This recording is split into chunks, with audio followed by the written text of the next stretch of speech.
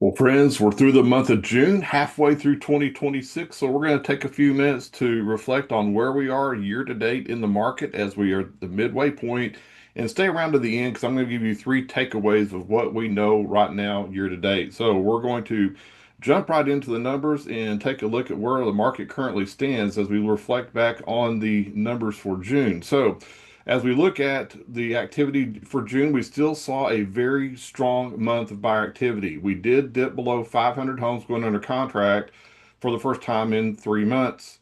As you remember, March, April, and May were the first three consecutive months that we saw more than 500 homes go under contract for the first time since 2021. So the buyer activity has remained strong, but we're definitely past the peak part of the season.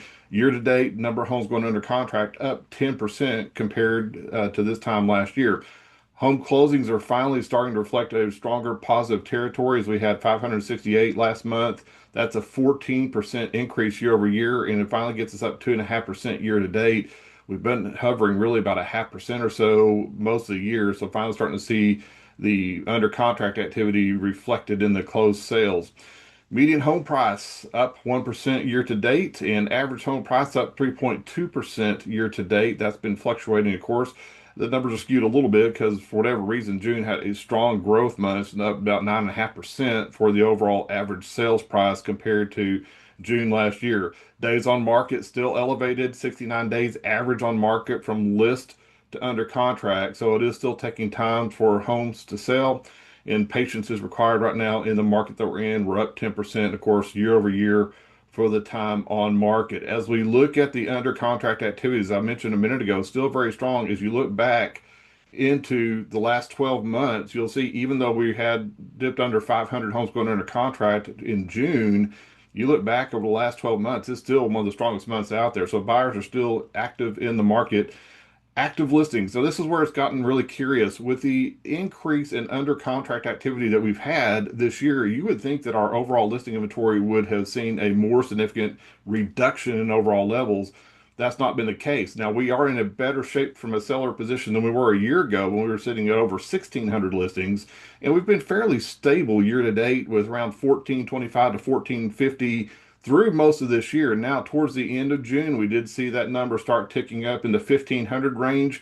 We've been bouncing back and forth just above or just below 1,500. Again, another indication that we are past the peak part of the selling season. As you look at interest rates, again, compared to a year ago this time, we're in better shape than we were, but we're elevated to from where we were starting the year.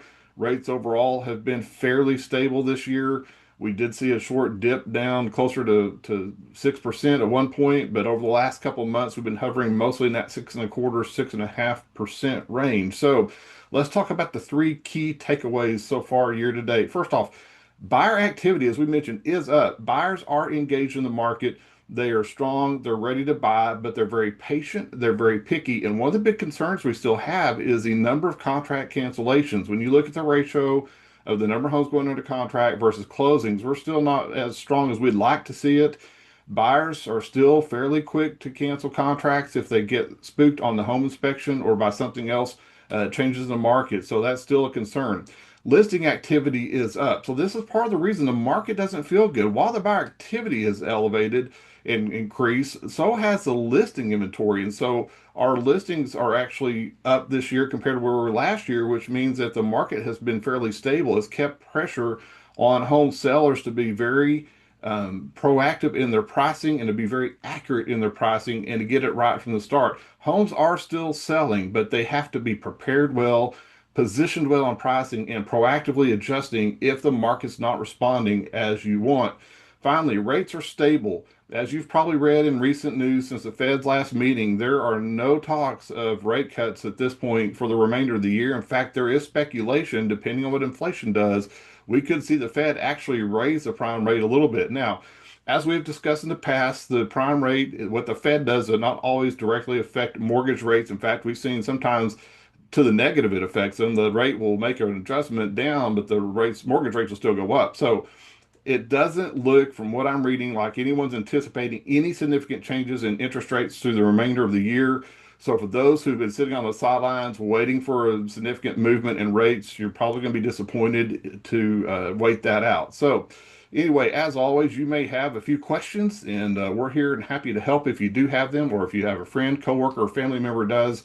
We're happy to just guide you through the process, guide you with answers to your specific situation, help you make a good decision for yourself. So if we can help, just message us. We're happy to just jump in and offer any help we can. Thanks for watching, and have a great day.